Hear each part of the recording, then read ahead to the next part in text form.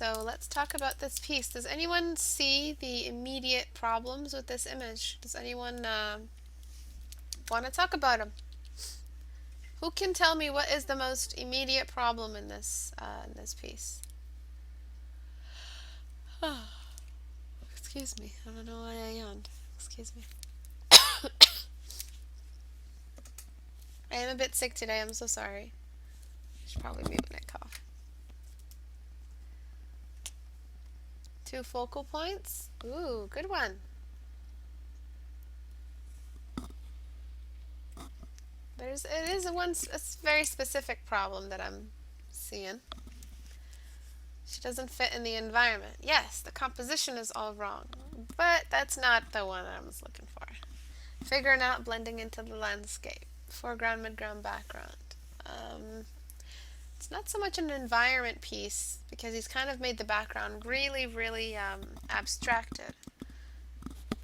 The image is working, but a couple things are throwing it off. One really prominent thing. Her awkward knee and pose. Yes, that's exactly. Mute had it. Lighting is okay. The shiny hair when it's foggy, that's a good observation. Very, very good. Detail circles. You mean the radius, the detail radius? Yes, there is a couple problems with that, especially with the buckle and this. So let's get down to the nitty-gritty. When we're talking about someone who has just lunged forward, and let me see if I can find one. Sword lunge landing. What happens is that your head follows and trails behind your body. So what happens is something. There we go. This is a good one. Something that looks a little bit like this. Now, this is a exaggerated pose, of course. It's fencing. But what happens is that the head usually is lower than the shoulders because you've just the final bit of the movement forward was with your head. Your head was the last thing to follow forward. The thing that is moving the open gesture forward, the momentum, the energy, is the upper body and, of course, the muscles involved with lunging the body. But you have a perfectly stable head. It seems like she just slowed her way into that pose very gently for a photo shoot. It seems like it's more of a posy pose, really, than a landing after a major lunge to eradicate a jinn with the holy sword. So what happens with the first and most important thing to do in this case is to bring that head down. So I'm going to try to make everything work because I do have to lasso a bunch. I haven't done one of these kinds of critiques in a while, but bear with me. So got to get that head, and instantly it's starting to feel a little bit more natural. I'm going to shrink the head as well as a little bit big for the body. And her expression does not seem like someone who just lunged forward. We talked about expressions before. There's a lot you can do with eyebrows. Her face, again, seems like she's posing for some sort of, I don't know if that was my doing. I'm just going to give her a little bit larger shoulder pads. That'll make the lunge feel more natural. I would make the head even lower than this.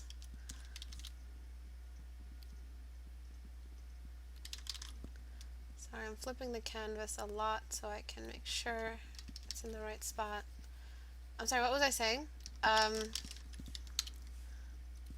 When we create, I'm just going to continue my next thought. When we create images that are telling a story about a movement, you can't start the image without planning it with some gesture lines and a good reference. If you try to paint the head first, and I know a lot of you do this, you paint the head, and then after the head you start painting the armor. The first thing you ever started with, before you even started painting the head, was the eyes. You started with the eyes. That is all wrong, because what's going to happen is that you're going to enter a tunnel vision, and you're not going to zoom out as much as you have to. All of the poses are going to be awkward, and it's not going to feel like a natural pose.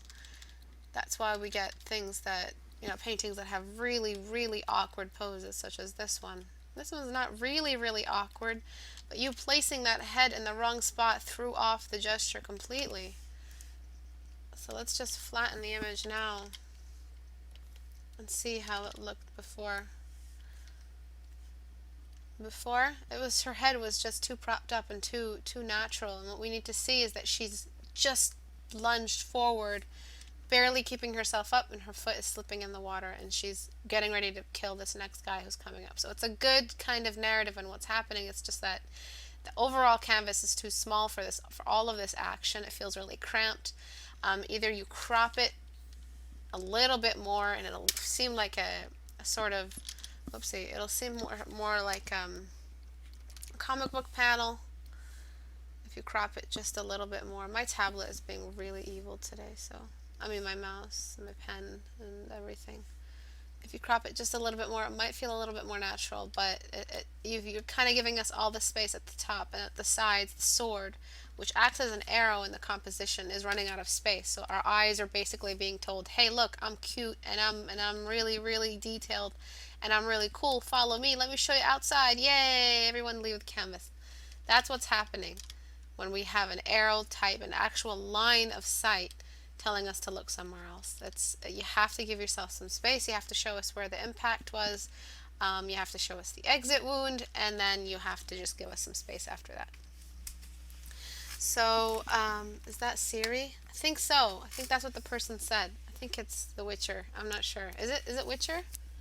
Siri is in what? I don't play The Witcher. Siri is in as an apple? No, I'm sure. I'm sure Siri's personification is not. I guess that's why oil paintings have frames. Not so much. You frame the image way before you start it. Way before you finish it, you're framing the composition within itself. It is its own frame. A frame doesn't mean that we're getting an actual wooden frame that's all nice and has filigree or whatever. We frame the canvas with our composition and the way we balance the units in the composition. So now that she is kind of posing in that way, I feel like the pose should be something like that, and we see more of this side than we do this side. But here we don't see much of this side, and we kind of need to see this side of her head instead of this side. You're showing us this side of her head, but the movement is all telling me that we're seeing this side of every part of her, except her head, because she's looking this way. So again, I told you this is going to be a weird critique because I'm going to be using lasso tool a lot. I'm going to try, and I know this is going to be really weird, I'm going to try to flip the face horizontally. Bear with me. When I do a red line to point at anatomy pose mistakes instead of painting over liquefying. Because I want the before and after to be more of a I know I can do red lines, but I want the before and after to be an impact. I want you guys to see exactly what happens. There's a very specific reason why I stick to these paint overs. So I flipped her face horizontally. Now she's looking at this guy. Again, she's now looking at this guy, and the narrative is kind of interrupted. But it's starting to match the canvas just a little bit. I mean, her pose just a little bit better. Not the canvas, her pose. And now we're seeing this side of her. So we're thinking in cubes. We're thinking in polygons and how they're stacked to create this object. So we're seeing this side of this cube, this side. We're seeing this side of this cube, this side of this cube a little bit more than this side of this cube a little bit more because of the leg, sorry. And then this whole side of this cube structure.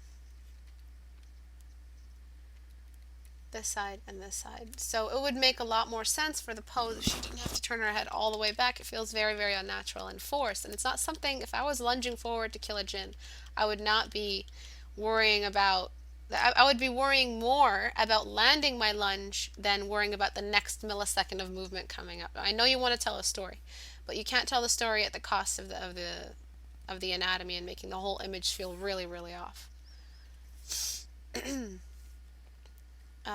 So I'm sorry if the liquefy and the major corrections are causing the critique to be a little bit slower, but I really do believe in the impact and proving to my sort of kind of presenting proof that this actually works, and the impact of before and afters are part of the lesson. They're really part of my teaching style. So I'm going to try to keep this feeling like she just landed, and I'm gonna try to give her an expression. If I just like chasing Osi and then I crouch down to pick her up, my face distorts in 1,000 ways. So I can imagine what it's gonna be like to try to kill a big demon thing with a sword, and I just landed. So I'm gonna give her that. I'm gonna make her squint at the sight of the evil demon dying, and I'm gonna make her eyebrows a little bit more angry.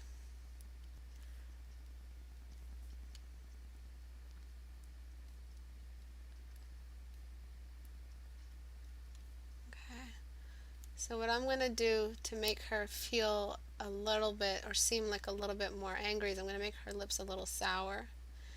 So it feels like she really did just kill something.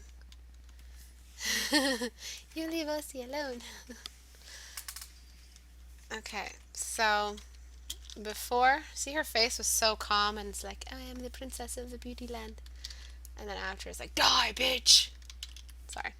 So what's gonna come up next is the pose, and how we continue the pose, allow it to feel a little bit more realistic. Like we have to balance the weight. We have to act like we're making a sculpture, and we have to make sure that sculpture can stand. So if I'm thinking about her leaning, so this is the vertical axis, all right? This stays straight no matter what she does. And this is the symmetry line, sort of her form.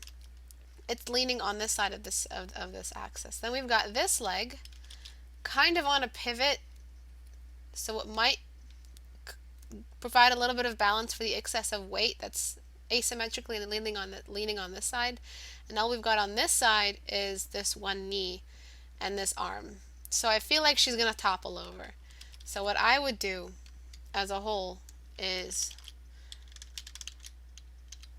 I would just lean her this way. So it feels like her feet are sitting, like she's symmetrically landed on the ground in a way where she doesn't feel like she's going to fall over. And when we show, what we would have to do is fix that lean as well as fix this lean right here. So we have to show that she can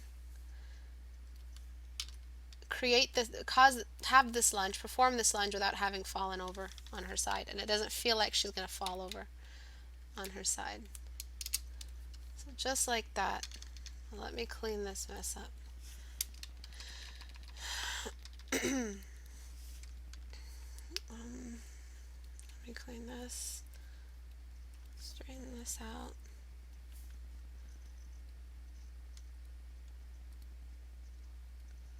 Wait, how's this working? What? What? Oh, okay. Okay, so I just gotta make this make sense. Alright, so you'll see in the before and after, which again is why it's so important for me to have a before and after, how big of a difference this has made. The difference this has made. Alright, now as for the composition itself, I'm going to move this character here to the side. And throw her off into the middle. And when it comes back to that narrative that you created, which is really nice, her looking back at the scary monster in the background, I'm going to make her eyes look at that monster. So she is ready to destroy that monster, but she hasn't turned her head just yet. She's just only turned her eyes to that monster. So let's just clean up here a little bit.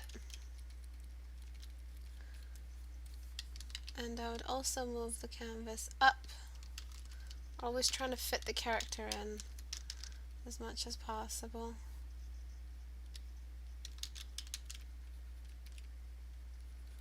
Okay, so now that's done. I'm going to try to make her eyes, whoa, okay, bear with me, look to the side.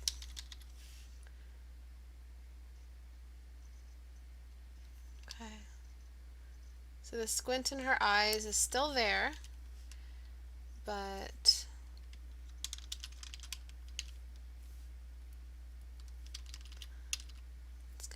happen is we are going to flip horizontal.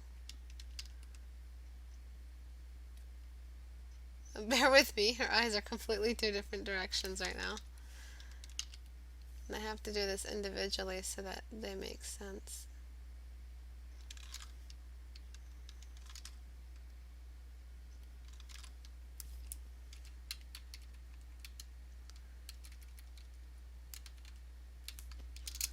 Okay.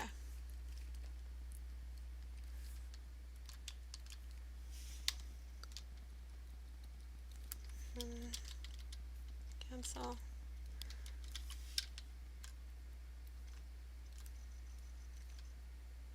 Okay. The squint in her eyes is still there, the expression is still the same. But now she's getting ready for the next asshole who's going to try to kill her. And I'm going to make it even more of a look because now she's looking a little bit off, so I have to kind of push her expression like she hears him but she doesn't yet see him. That's really beautiful when you think about narrative and that specificity. You're really just spending time actually trying to tell the story with the gestures. I'm going to illuminate her eyes just a little bit. And because it's a dark scene, I imagine she's fighting them in the dark. So we really have to make some cinematic staging choices here. I would throw shadow right through the very top of this. I'd be careful with what the story you're telling with how the hair is moving along. I don't know what kind of monsters these are, or if the Witcher, like they come out of the fog. Like I don't know the exact design behind this specific character, but I feel like if you threw a shadow a little bit from the top down, threw a spotlight of sorts right on her. That was a little bit angled. So it's all really just staging. You're really you're thinking like a movie director because you want the attention to go to her. She's the one in action right now. And the light that's falling on her seems like it's daylight, and yet you're giving off the feeling of fog. So we're going to go back to that point that person made earlier. And I'm going to bring down the shine in her hair, the shine in her face. And we really want this to be like a dark image. It's like a moment of death. It's an execution of sorts. So we really don't want to bring in happy Lothlorien kind of like lights into the image. It's not going to work that way. You need to create like a general ambience of the mood of the image and really bringing down all of the shine potential of the image. We don't want to tell a different story. Alright, and what I'm going to do now is I'm just going to fix up the head stuff here. She's a little bit close to her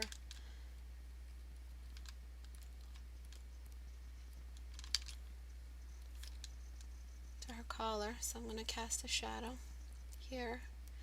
And I'm just going to shadow the top part of her face. Not so much. Her hair still seems a bit overly bright, and that's the problem. Is that when you guys paint white hair, you really it just you get white and you use white. That's not how you paint white hair. It really doesn't work like that. You have to make sure you work in the grayscale, like the capacity of the light source that is around the object at the time. Can it really show off white in that level? If it can, everything else has to also be that high in brightness. And if it's not, if it's a dark room and you're using really white whites to show off white hair, you've made a mistake. because you're telling two completely different stories about the light source environment. And whenever you're messing with the light source, you're really just ruining the entire image. If you don't have one solid light source, that if I were to ask you right now, where's your light source, and you wouldn't be able to answer, then you know you have a mistake there.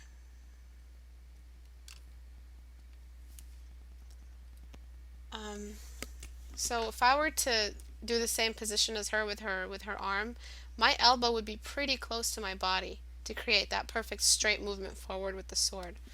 So, and the last thing that I would change is how close her arm is to her body. I want to make sure she doesn't feel like she's about to fall over. And I think that shoulder pad thing I just did made her feel a little bit overly hunched, but I am still seeing the gesture I wish this had before. What just happened? Oh yeah, right, okay. And I'm going to shrink the head one more time. Actually, okay. It still feels a little stiff to me, but I think it's an improvement from where it was before. There's a lot you could do with it. With the environment, there's some water you could add to this. There's only water here. You can add some shine. You can add a reflection. You can add some more water splatter everywhere. She seems to be having a battle in the middle of the water, and yet there's no major, just loose elements letting us know exactly what's happening, the kind of impact on the environment. And her pose is entirely, just altogether stiff. You need to make it so that the camera is involved in the action. If you ever looked at movies today, they no longer just keep the camera in one spot and have the actors fight in front of it, because then the camera is too symmetrical. And it's not long shots, full establishing shots in a fight scene are really bad because it looks really funny. When you have two characters whose bodies are fully visible. If you've ever seen that in a movie, that's pretty much what they do in movies. When you have a full screen and both characters are fully visible in here. You know who does that a lot? You know the Nacho Libre directors? They do that a lot. They show the full, awkward, establishing shot of the character from head to toe, and then they fight. And the fighting is really hilarious because you're seeing them both fight. They usually have no soundtrack and just the sound of the struggle. And eventually, I think they did that in Nacho Libre. But you never want to have the camera just stand beside and watch the fight scene like a bystander. You want the camera to be involved. So if someone is standing like this and the camera is tilted, first of all, the camera is tilted. Then this guy is standing like I'm gonna kill you. And then this guy is like, oh yeah, well come get it. And this camera is part of the fight now. This camera is like behind this guy, and the cameraman is part of the fight. It's part of the struggle. It's part of the fight. Part of the tangle of everything. That's what you want to do when you want to create fight scenes. You don't want to just have the camera perfectly. It doesn't work like that. It doesn't feel right when we have that much of it. If you're not part of the fight directly, you're not experiencing the fight. So that lessens the experience the audience has when it comes to the story. If you want the audience to be a part of it, then this is what I recommend you do. I recommend you to give her some sense of power and control over the fight, not make her feel like she's really struggling. If she was struggling, if she was ready to die, we would have to see a bird's eye view to make her feel small. And this would be her in her crouchy position and her sword in her hand, and then the demon slowly coming in on her. Doesn't this feel like someone who's about to die to you guys? Is this not what you guys see in like battle scenes and anime battle scenes? If the person is this crouched up, we're seeing them from the bird's eye view, and we're seeing their back, and we're seeing basically very little. Usually they combine this with a sudden surge of energy and the person gets out, but usually if you're surrounded by this many people, you're ready for death. That's when you want to show defeat. But if you want to show power, you create something that looks a little bit like this, where we are worm's eye view and we're seeing her in action from worm's eye view. So we are worms and we're looking at her from a really, really low perspective.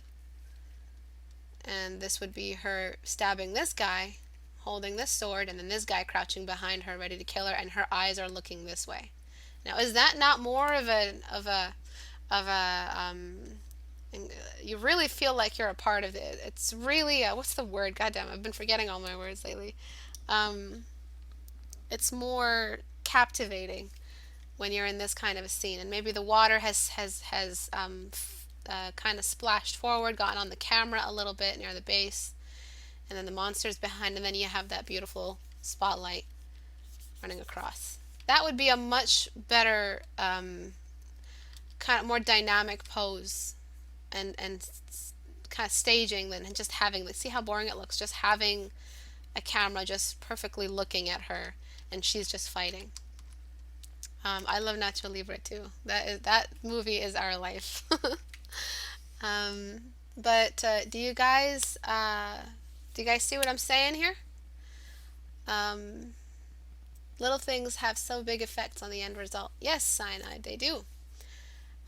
Thank you, Man of the Year, for the facial expressions. Loving this teaching. I swear I don't do this enough. Where you're literally thinking from the character's perspective to work out what she would be feeling in that given scene scenario. Yeah, that's how you really make it work. The sword would really look cool if the values were dark. Yeah, if she altogether, if right now she's sharing pretty much the same values as the background, if she was dark and the background was all light, it would really feel like she's in a foggy scene. Um, she would really feel like she's in a really, really foggy place. Let me just try to get as much of this as possible and make it lighter. And she would be a little bit darker. Now it would really, now it kind of, I know it's a mess, but now it would really feel like a foggy scene. I haven't selected it all. And then here is where we can throw in some fog. Imagine this plus that perspective that we just looked at from the worm's eye view perspective. And then here's some fog. And then the monster's eyes sparkling in the background. So you have access to your layers. I don't have access to your layers. I wish I did. It'd make my life so much easier. Then you know, this way you kind of feel like you've added some environment at least, and the fog on the base is really, really working. But of course, this lasso is a joke. I need to do a better lasso than this. You see, when it's dark, we're kind of sharing the same values on her. We can make her lighter and the background dark to see that she's the light in the dark. She's kind of bringing salvation and she's destroying the evil and eradicating it. And she's like the light. So that again comes back to the spotlight where she is illuminated like this. And we have the illuminations on her. And that way it would make a little bit more, it would look more holy. And it would make a little bit more sense. There would be lots of cast shadows this way. It would make a little bit more sense with the storyline again. Alright, so let's take a look at the before and after. It is going to look quite different. Sharpen, unsharp mask. Sorry, one sec. I don't know why you're using these details. The detail radius is one big problem. Please don't use these kinds of stipply little detail brushes. They're terrible. They undo everything you do. Do not use these kinds of brushes. Every small speck of detail you add to this image can't be added willy-nilly with a small speck detail brush. It has to be added with your conscious decision that you are absolutely okay with this detail being this far away from the focal point, which you shouldn't be, because you can't do that. You can't mess around with focal points like that. Control C, Control V. Before, you see how high the neck was? The neck was like completely off. It was completely inappropriate for the gesture. This is because you haven't studied your gestures. How can you be a student that studies zero gesture or too little gesture and then all of a sudden paint a full illustration with a dynamic gesture? This is knowledge is power, and when you educate yourself on these matters, when you say, okay, how could I possibly expect to create, let me just practice a couple of gestures before I start this. Let me just do some studies to get something that looks more natural. What you did was you painted a face and you liked the face and you just added more to it. That's probably what you did. I know that you did that because that's what I used to do, and that's why all of my poses looked really stiff, because I painted a face and then do you want to see where I did that? Shittiest image I've ever drawn. Actually, I'm not even going to show because I'm so embarrassed of it. I'm not even going to show it because I don't know, it's just so shitty. But I'm so embarrassed by it. Like, I wish I actually just finished it like this guy finished it, but it's not even finished. It was just a face. It was just a face. It was completely detailed. I still do that too. But at least now I start with a sketch, so my poses look a little more fluid. And they flow a little bit. But yeah, it was just complete trash, because what I did was I painted the face, rendered the fuck out of the face and the hair. Didn't think about at all about how the hair might change according to the gesture. I'm not showing you guys. I wish I could show you, but I cannot show you. I would not think about how the shadows might change if there's any cast shadows in front. It did not work for me when I did that, and I detailed everything, and then when I wanted to add a pose in, everything would have to follow the face, and so it became very boring. I still do that sometimes. I did that with my recent painting, but I did want a very still image, so I guess that's I got away with that. But when you create dynamic poses, you cannot possibly expect yourself to succeed if you're not studying at least the pose. There's so many cool angles you could have gotten this, with. You could have gotten this on, and there's a lot left for you to learn about staging. And when you want to create a fight scene, just to take it as a rule of thumb, you cannot put the camera at a perfect long shot distance from the object, from the focal point. You can't do that when the person's fighting. You can't do that. It looks very, very weird. You have so many angles at your disposal. You have so many cool shots, and then you just settle for this one. It's a tool that you can use, and you've ignored it. That's not good. It would really be cool if you showed the splashing of the water because of her abrupt stopping. Yeah, like the sudden break, and there's water splashing everywhere. If you want to show her as being a powerful woman who's destroying everything, try a worm's eye view. Try to repaint this with a worm's eye view. I'm not showing it. I don't know who the artist is. I don't know if he's in the house today, but he did submit it, I think, through Facebook. I hope he gets a hold of this. Her arms will probably be stretched out. Well, she's just defeated this guy, so she's no longer stretching out. But if she starts with that other guy in the back, and you want to show how she's suddenly started with that guy, you need to get her into a more defensive position. So absolutely, she needs to have more of a wide angle fight setup. Show us so we can have motivation for improvement. No. Who drew this guy is the artist now. I feel like I've been told there's an Xmas present in the room, but I'm not allowed to open it. I'm so sorry, guys. Let me see if I can find another one that I also did that in, but not as shitty. Because, I don't know. I don't feel like showing something so shitty right now. I don't know, maybe I'll just show it. Okay, one really trashy piece of shit painting that I painted is this. Oh, God. And that one also, I started the face, and I'm like, let me just add stuff to the face.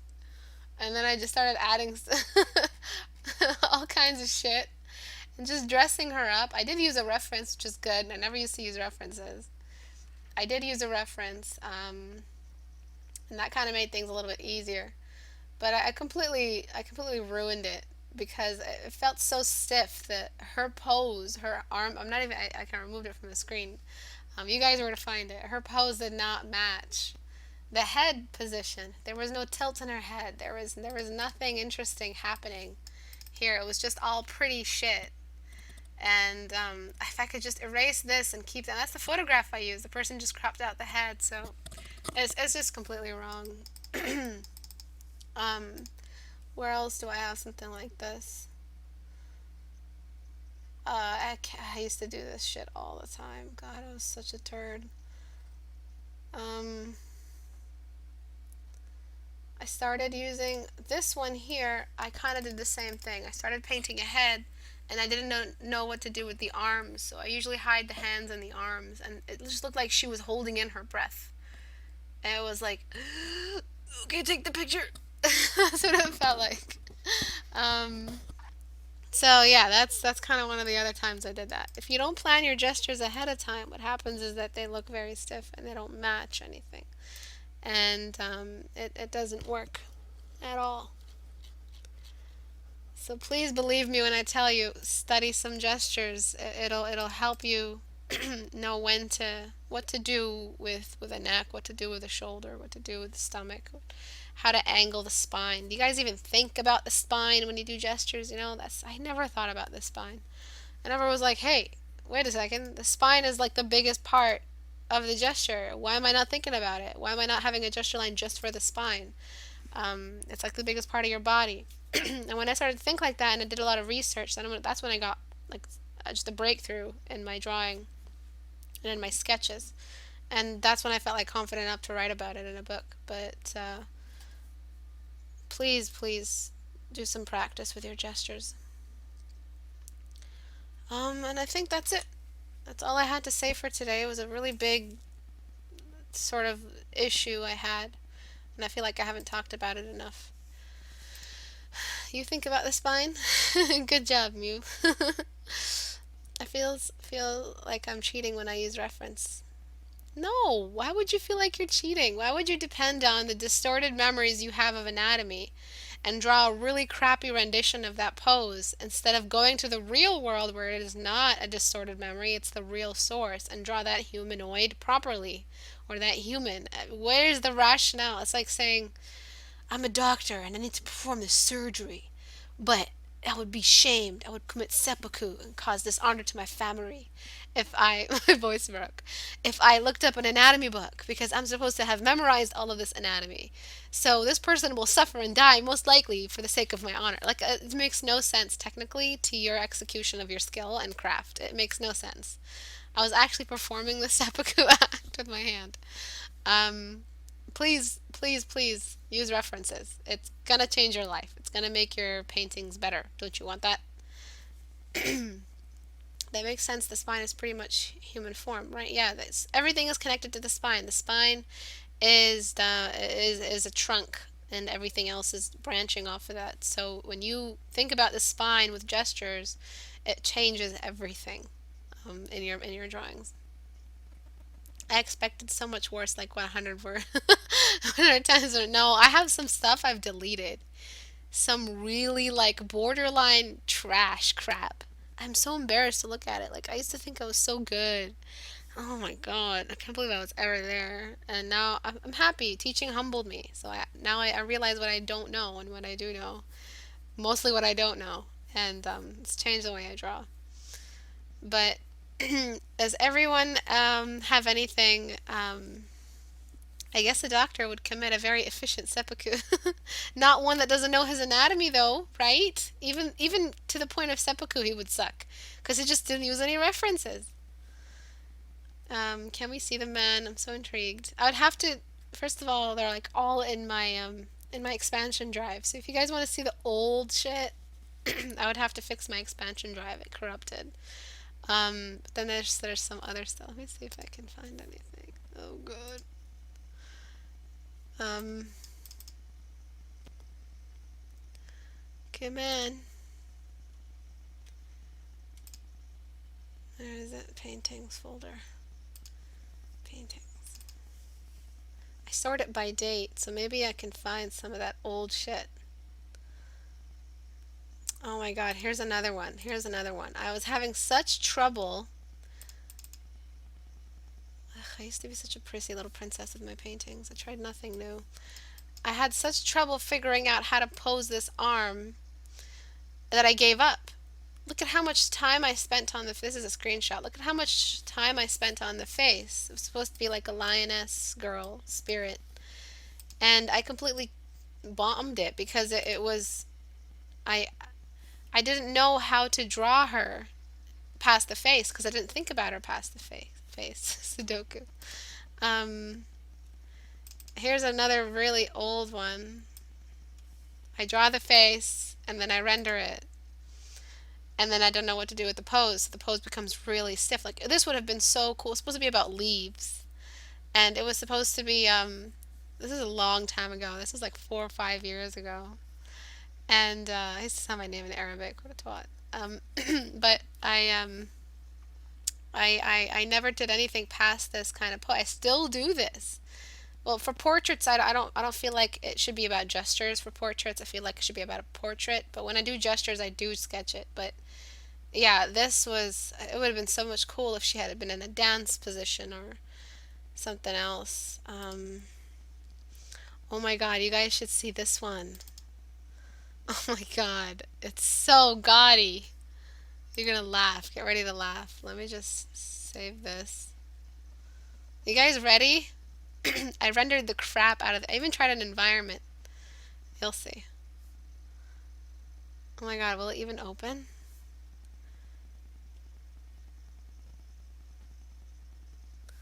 Oh my God, this is so shitty. I'm so This was like 2000. Not 2000. Maybe like 2008. I drew this. Oh my God. Like it had a good idea. Like I was inspired by a poem, but I drew the head and just like it was a fucking Barbie. It's like I'm a Barbie girl. I'm holding a basket.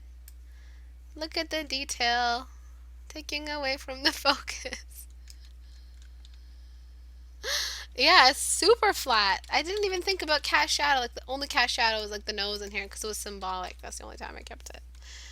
Like I cannot believe I'm showing you people this. I can't believe it.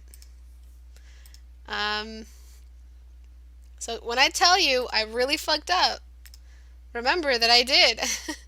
And it is why I'm trying to help you guys not fuck up like this. Ugh, ugh, look at this detail mess. Hurl.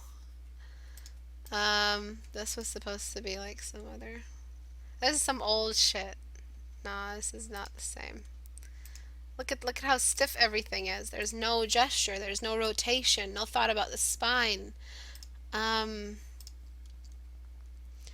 Nothing. It was all so frozen. Everything was frozen. Everything was frozen. And then this is when I started noticing gestures. This is when I started adding gestures in everything. When I started being more loose. So that's when it started changing in my work. What's this? Oh, never mind. Stupid sketch. Um, oh, this was a commission. It was so bad. I can't even show you guys because I got paid big bucks for this, and I really bombed it. I screwed it. It was ugh ugh. Look at this crap. Another overly rendered face. Oh wait, this is a layer filter. This is good. Another overly rendered face and zero attention to. This is a long time ago. What's the date on this? Oh, it's a long time ago. This is before I started teaching. It's like 2 years before I started teaching, I think. So yeah. So listen to me when I tell you, please think about, or else you'll just have this terrible nightmare of the past, as I do. And you'll be very mad at yourself. All it took, you can render, you can draw. Whoever you are who did this, you can draw. You can draw. It's just you need a little bit of technical understanding of some very basic science stuff. It's just sciences, and your images will start to look much better. Is there any other really crappy stuff that I did? I mean, this is when I started learning about gestures. So I started to do a little bit better. My sketches were a little bit more moving. I should have finished this. This was for something from Crimson Daggers. It was blood sports. It was like you're supposed to design a so crummy. I'm sorry. I'm laughing. I'm sorry. This This is another one of those. This is, I don't know, it was all stiff. It's been forever on the faces, and then it all turned crummy. Let's do. The dragon is sort of another example of when I started to get into, well, get into more, but look at the detail. I had no concept of detail relief. No concept of it whatsoever. But I did get into more gestures, so I did at least that's working for me in this painting. But I took that down from my gallery a while ago because I was so ashamed of myself. This was a landscape I tried. It's just, oh God. Yeah, by that time I hadn't learned the detail relief lesson. And this is after I started doing form studies. This is a friend's sketch, but I painted over it. And then I added the walk cycle frame to it. This is after form studies. Now I'm seeing lots of form studies show up. So yeah, gestures you don't just benefit gestures when you draw poses. You benefit from gestures when you paint everything else. Everything else is improved because your understanding of weight and shape is changed, and everything you draw from then on is going to have a gesture to it. So think about investing some time in your gestures. Maybe after Christmas holiday, I will be doing a theme on gestures because on this week, from the 29th and the 31st, I think I'll make the theme for that, gestures. So we can take time on that. Wait, what? I like this artwork though. I don't. Because I've just, teaching them to people has made me critique myself a lot. So I try not to look at my art. It's really demotivating. But yeah, I've come such a long way. I'm very thankful that I took teaching on because it's changed the way I think about my own art a lot, a lot. I think you play down your artwork too much. Is it just me? A lot of people say that, but that's just how I am. I have to do that to myself. I can't be the person giving critiques and not giving myself a critique, so I by default don't give myself a break. Because or else I'd just be a cocky shit that never improved. And I've met enough cocky shits that never improve, and that's what I see. That's the problem with them. They don't know how to point that criticism to themselves. Yes, we are our greatest critics, exactly.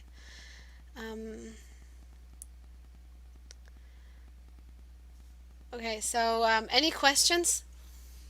Where do you think is the best place about gestures, concepts, etc.? The best place to learn about gesture is from referencing, and it's from videos. So you want to learn about gesture, don't just look at, I'll talk about this next week, but pirouette. But don't just look at a photo and then reference that. Look at the video. Welcome, everyone. And look at how the movement happens and pause it scene by scene. And you'll grow an appreciation for the rotation and the z-axis and how it's a really, really big part of gestures. This is one of the things that I do for my private students. I assign them videos to capture frames from and capture the main keyframes of that gesture. So the best place to get some gesture practice going isn't going to Google good reference material for student for gesture for anatomy. You're gonna get some stuff, but you're not gonna get an experience that's as moving as this. That is as intimate as this. And you can do this with everything. How to let me just see. Tiger stance. Wushu. Another awesome thing. Just look at how his gestures move. And you try to capture in that exact same way. As if you're an animator, you think like an animator. Thinking like an animator, what you benefit from is you you start to really take your lines more seriously, and you don't use as many lines as you want, because if you're working from frame to frame and you use too many lines in one frame, you cannot duplicate the same lines on the next frame. It's going to be a pain in the ass. So the less lines you use, the easier it is to animate frame by frame if you're hand animating. So this is what another awesome benefit of thinking about the frame by frame in gestures is, taking it as if you're an animator and studying the gesture through the mind of an animation. Just like that. You learn a lot about the human spine and its incorporation and its role in gestures and drawing.